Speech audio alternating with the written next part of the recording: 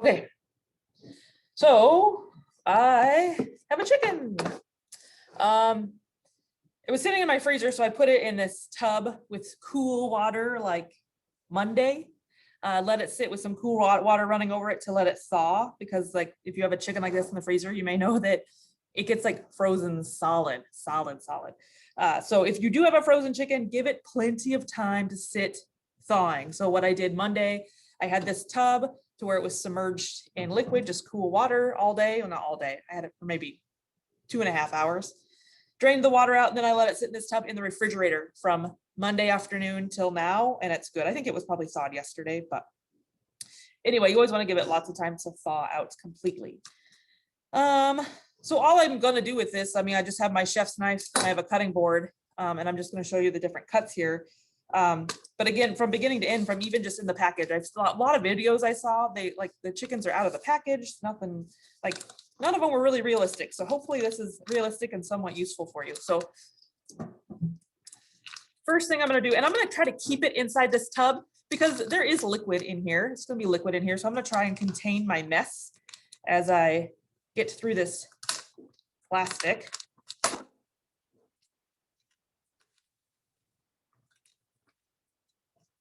And usually when you get a chicken, you're going to notice that it has some parts inside of it. It usually has maybe some neck, maybe some organs in there, like hearts or kidneys or whatnot. So all I'm trying to do is just open this wide enough that I can get this out. So I'll just grab the legs. Put this over the garbage can so it'll go right into the garbage. So you can see that it's dripping, and then there's a ton of liquid in this bag still. So again, I like to put it over the garbage can so this mess can just stay in the garbage can if I can help it.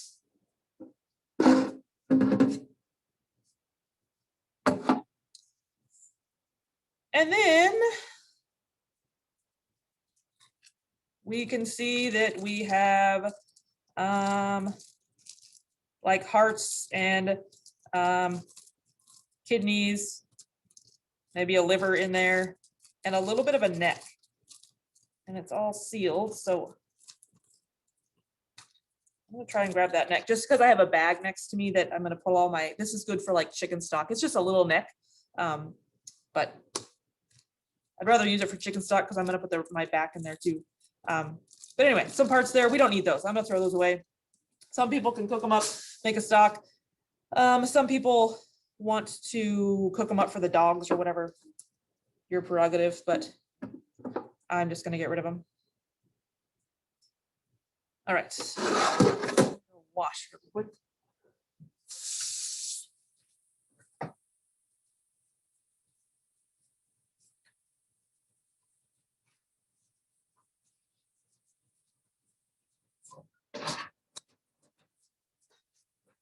All right, so that first part got me using kind of both my hands. From here on out, I am going to only have a chicken hand and a knife hand. I want the hand that's grabbing the knife. I would prefer that this hand never touch the chicken for a couple reasons. If this hand stays dry that's hanging onto this knife, I'm gonna have a better grip. As I start touching the chicken or whatever, just having a wet hand, right? It's just wet. My grip starts to get a little loose. Plus, I just always like having a close to sanitary hand. Especially working in the kitchens, I was always amazed like how much I got interrupted, but just things that happen, right? A delivery person came, needed me to sign something. The phone rang, I needed to answer the phone. I forgot something, or I needed to grab a paper towel or whatever. But if you have one hand that stays dry and doesn't just directly touch the chicken, you kind of have a safety net for whatever you need to do. But I always just like having a nice clean hand. Plus, like I said, I just don't like getting chicken goo on my handle. I also like having just a dry hand touching the knife. I see so many times in TV shows and like YouTube videos where this hand is always like chicken gooey and the knife is wet. And I just think, how will you have a good grip if your hand is all wet? But anyway, that's my spiel on a wet hand versus a dry hand. So get this guy out of here. Got some paper towels just to kind of help sop up any extra liquid. So with this side with the neck here, and then now I have a hand to adjust my camera, that's helpful. There's tends to always be a little extra fat here. So I always just like to see what's kind of gonna just come right off, and I'll get that out of there. All right, we can get rid of this guy.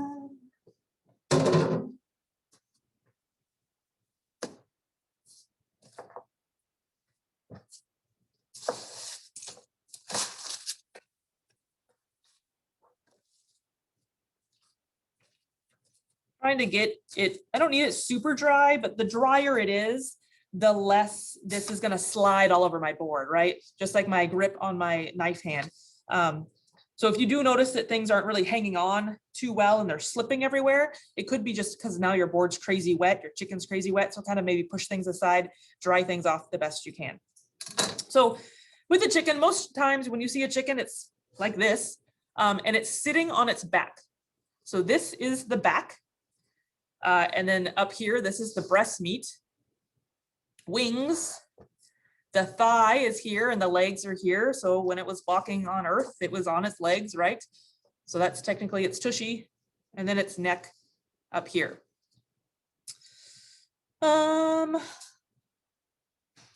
If you were to roast this whole, one thing to keep in mind with the wings, lots of people might want to truss their chicken. So when they truss it, they're just taking twine and trying to keep the legs together so they're not flopping all over the place. So when you truss it, you take twine and wrap it around the chicken and then keep the legs kind of tight. And that's just for like even cooking. And they say it keeps a moist chicken that way. I haven't trussed chicken since culinary school, I think. So it's not done all the time now.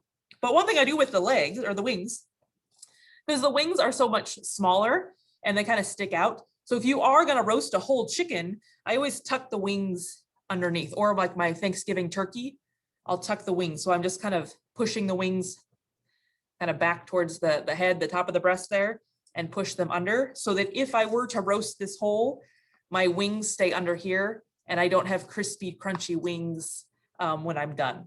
So that's just a tidbit. If you were going to roast it whole, you can tuck the wings back. Like I said, I do it with my Thanksgiving burger all the time. Okay, so my first cut I'm going to make. First cut I'm going to make is I'm going to try to get to this leg and thigh off of here. So leg, thigh is going to run back here and it's going to join the back. The other thing it joins that nobody talks about is you may kind of see how these are a little bulbous right here in the back. Kind of see how it pokes out, or even just like maybe it's more apparent up close, but these little two bulbous pieces that run back by the thigh. So the thigh goes up into here, and then I have this bulbous piece. This is called the oyster of the chicken. It's my absolute favorite part of the chicken. So when I cut the thigh off, I'm going to try and include this oyster. Again, I will show you how I get there. In some of the culinary competitions I've done, they are really specific on how you cut your chicken, and they want to see that you've used and kept the oyster attached to the thigh. So some people are really picky about it. Some people have no idea that ever exists, but we'll get there. All right, so first cut I'm gonna make. The legs are pointing towards me. The legs pointing towards me. Let's see if I can get these a little more better. So the first cut is I'm just gonna cut into the skin. And once I cut into the skin, I'm not cutting any meat yet, I can start to open this up and see, well, what am I working with here? Because this leg and thigh want to fall off. It's the skin that's kind of holding it together, right? So once I just score into the skin, I can see what's going on, let it fall free. And then now what I want to do is break this thigh joint that it joins with the back. And the only reason I know it's there is because, again, this is falling, but it's being restricted by something. Why won't it fall? Because there's a joint here. So I use some fingers to push in this way and kind of push the other parts back.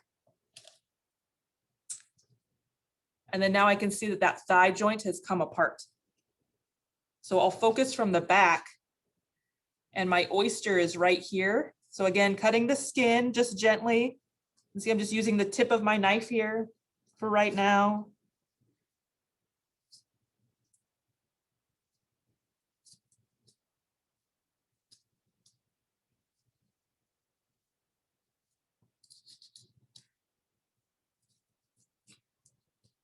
I'm just going gently because I want to get that oyster in there.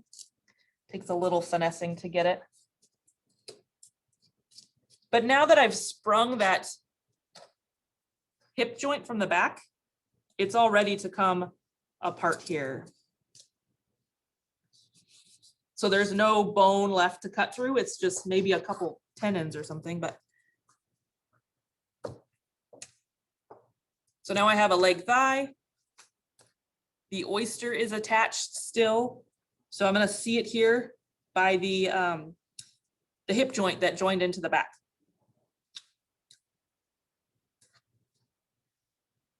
So now let's say I want to separate the hip, the thigh and the leg, because this is a great piece here. If I'm doing some grilling, it's great to have a nice dark meat here. My hip, my thigh and the leg, these can come together. This is a great piece to roast, grill, whatever. But let's say I don't want to. Let's say that I do want to cut this in half. The secret with cutting these guys in half, because there again is a joint here. So how can I get right in between that joint? Well, if you notice that between the leg and the thigh, this piece of fat that runs straight down the middle, that's my cue. The knife wants to go right in between there. And again, you can go nice and slow and take a peek what's going on in there to make sure you get right in between it. But where that line was of fat, that's right between the joints. So if I just take my knife down, I now have a leg thigh. Let me go grab another board to put these on.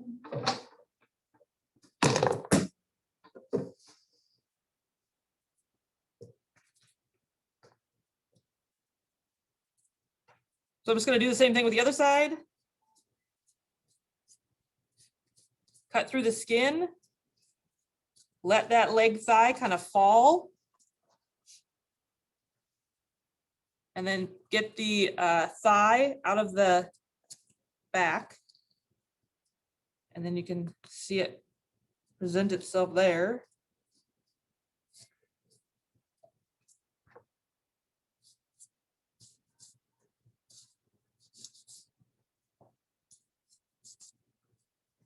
And then now I'm going to work nice and close with the tip of my knife because I want to try and get this oyster again.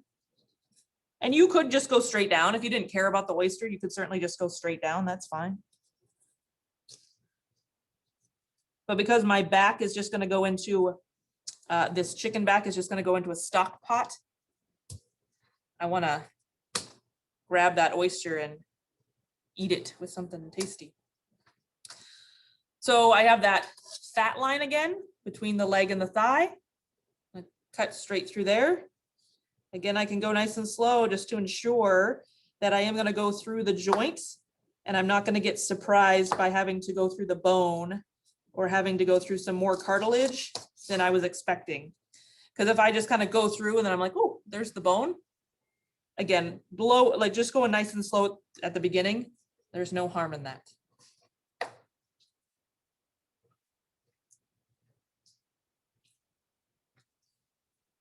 All right, so now what I have left is the breast and wings. So I'm going to get the back off of here and then just get the breasts. So the cut I'm going to make, because the breast runs, you can see that fat line again, where the top of the knife is, that's that line for the end of the breast. So I want to cut down to meet that. And then I'm going to run into some bone. So I'm going to have a difficult cut to make here in a second. But my first cut is to kind of meet up with that. And you're going to go through like the rib cage here. So the rib bones are not crazy tough. So I can just do a couple of cuts to them and get them broken through. But then I'm going to have the wishbone. So now that I've cut all the way through, I have the wishbone back here. So now I'm going to get the tip of my knife back here, make sure it comes through the other side. And then looking through the back. I also want to make sure that my blade is on either side of the spine, right? I'm not gonna go right straight through the spine. I wanna go on the other side of the spine, and my next cut will do the same thing. So kind of like a V shape cut here.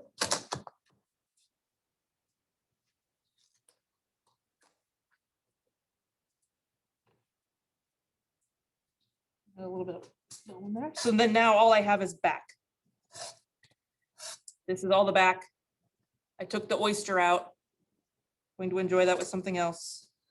Not for my stock. The stock's going to be just delicious with this. I have just this little Ziploc bag for the back. I'm just hoping that it, oh yeah, it'll fit.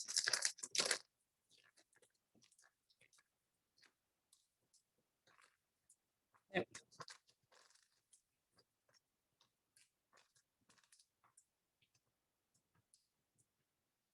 Okay, so then what do I do with the rest of this? So now all I have is just breast and wing. So I am going to split the breasts. This bone in here, it's a lot of cartilage, but it's also known as the keel bone with a K. When I order like turkey breasts, so giant turkey breasts that I would order for the clubs, because we would just roast some turkeys, but then we just order a bunch of turkey breasts because a lot of people just wanted white meat. I would order my turkey breast KBI, and what KBI stood for was keel bone in.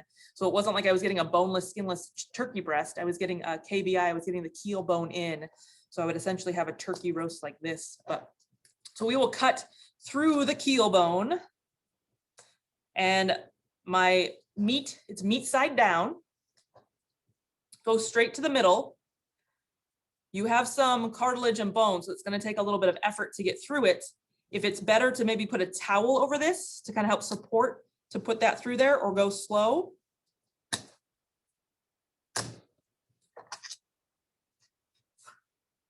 And then now I've got 2 breasts with wings.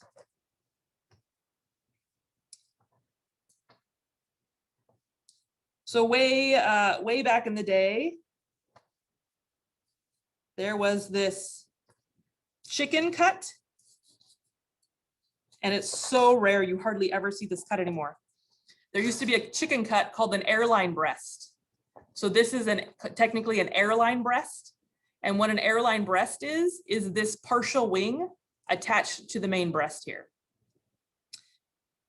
How it got that name, I don't know. I don't know if it has something to do with a wing and it's flying, but I don't know if it's what they served on airlines, but you don't see the cut very often, but there used to be something called an airline breast, and that's what it was the partial wing. So with this guy, this could be great for stock, or if you were gonna do chicken wings, you could do this first section here. But then if I was doing something, maybe I don't want the wings on at all. Maybe I want the wings completely off.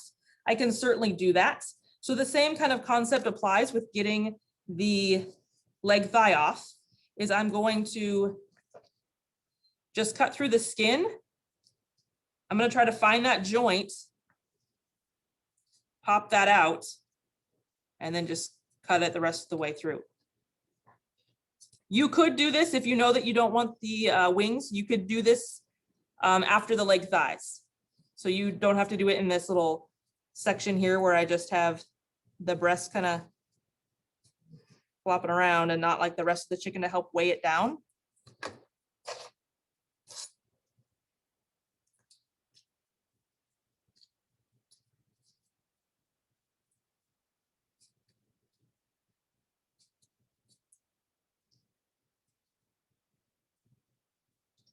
Just trying to find that joint, pop it out of there.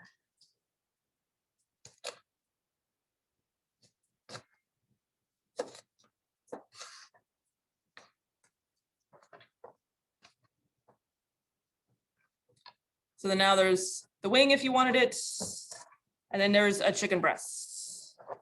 This chicken breast does have the bone, so if you wanted to take the bone out, you would do that same motion after the wing is gone with just the tip of your knife and kind of follow through to where the rib cage and the keel bone is.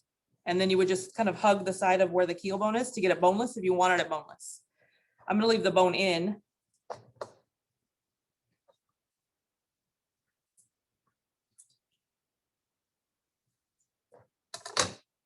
So oftentimes people talk about an eight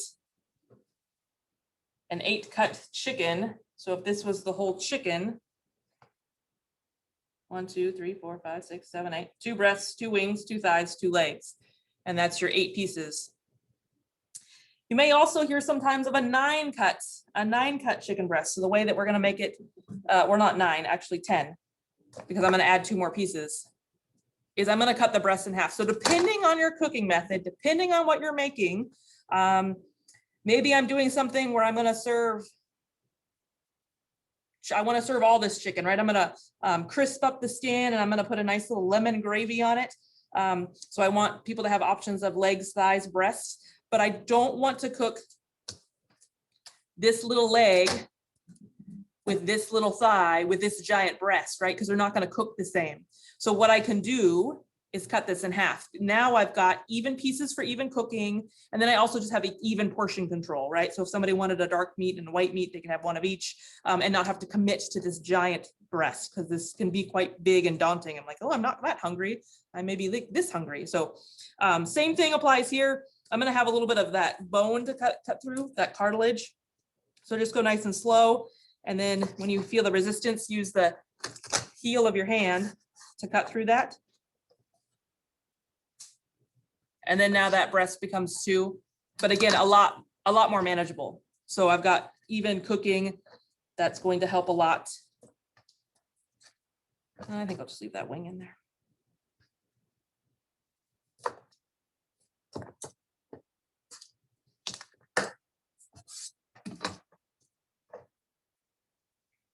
So then now I've got a 10 piece, 2, 4, 6, 8, 10.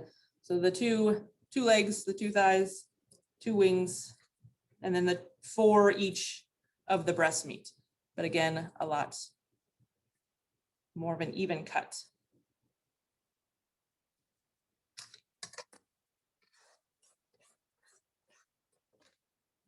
Okay, let me get cleaned up for a second, and we'll talk about something else that I'll do with this chicken.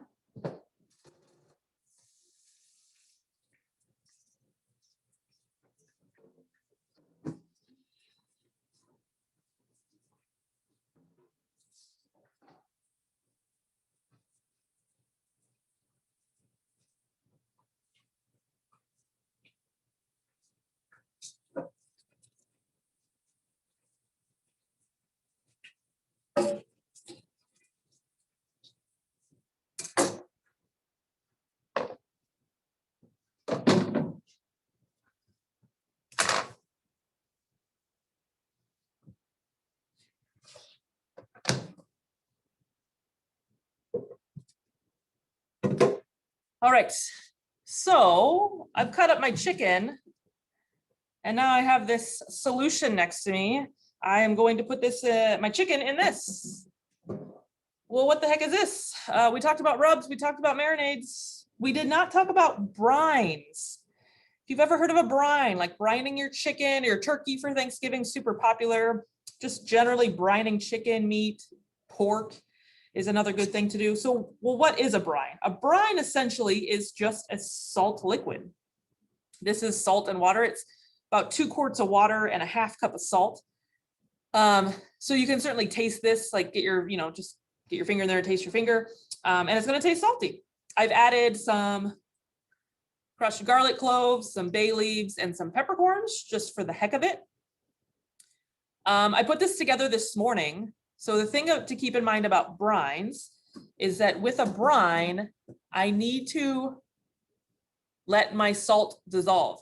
And I've seen brines with sugar. I've seen brines with salt. They do definitely want salt in them. They don't need to be all 100% sugar. But whatever I add, sugar or salt or both, I need to let that sugar and salt dissolve. And it's only going to dissolve in hot water. So the thing about a brine is that you need to kind of make them ahead of time, because my tap water gets like stupid hot. So I just did really, really, really hot tap water in my salt, and it dissolved my salt just fine. So I can't see any like chunks of salt in here, but it sat in the refrigerator all day because now it's a nice cool temperature to put my chicken in. And then now I'm not putting my chicken in water that's in the danger zone or water that's too hot. Might start cooking my chicken. I don't want that. So brine is essentially just salt liquid. Like I said, I've seen ones with salt, sugar, all kinds of bay leaves, fresh herbs, parsley, sage. What else? We used to do a brine at the Waverly that had like 15 ingredients. It was kind of intense, but it was super good. So what's the point of a brine? Why do I want to do a brine instead of a marinade and not a rub? Brines are intended to be for meats that are a little leaner. So like a chicken breast or thigh, pork chops, pork loin, any of those types of meats that you can dry out really easily. So pork and chicken are popular ones to brine. I do not know that I've ever brined something beef product. It may be out there somewhere, but personally, I don't think I've ever brined a beef product. I think it's always just been chicken or pork. So anything chicken or pork, popular items to brine. So what's happening here is I have a lean cut of meat, not a lot of fat throughout. And the meat is going to sit into this brine. This is chicken. It's not going to take long. This can sit in the brine for about anywhere from half an hour, I would say 2 hours max, which I should mark the time. And then we want to get it out of there because it can get too salty. But what's going to happen is that meat is going to kind of suck up and absorb the liquid that it's sitting in. So I have a flavorful liquid. I got bay leaves, peppercorns, garlic in here. So my chicken, my lean chicken, is going to absorb some of that, but it's also going to just absorb the liquid and the flavor. So it's going to have a salty kind of taste to it. So I may want to watch how much I salt the outside of my product. But it's kind of like a marinade, right? It's just kind of like a marinade. It's going to help absorb it, but it's really great for lean cuts of meat because then now when I go cook my chicken, I know that it's going to have that brine in it. So it's already going to have a salty type of flavor with it. And I'm not going to have to worry too much about overcooking it. I certainly can overcook it if I'm not careful, but it's just going to add a little extra flavor into what I've got going on with my chicken or my pork. And there's a ton of different brines out there, but essentially just a simple salt, sugar, brine mixture put together is simple enough and just as effective. Okay, let me get washed up one more time.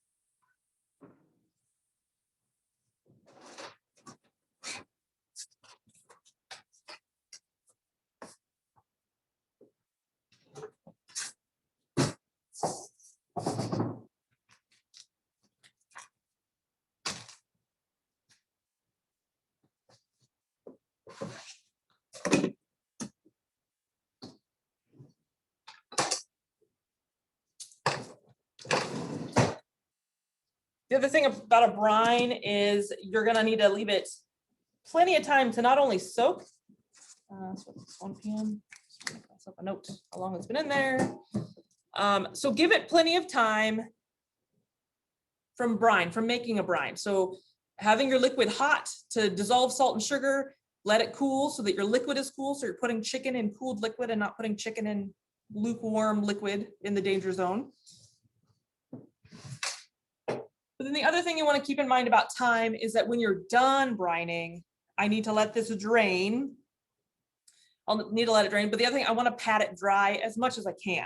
Because we talked about like our meat being really dry, so we have a really nice sear on it. So you want to allow it to have time to kind of dry. So whether that is just kind of you patting it dry, which still can take some time and lots of paper towels, or you're putting it in a colander, letting it drain, and then maybe you're patting it dry, putting it on a plate with some paper towels and letting it sit for like an hour so it can kind of help air dry.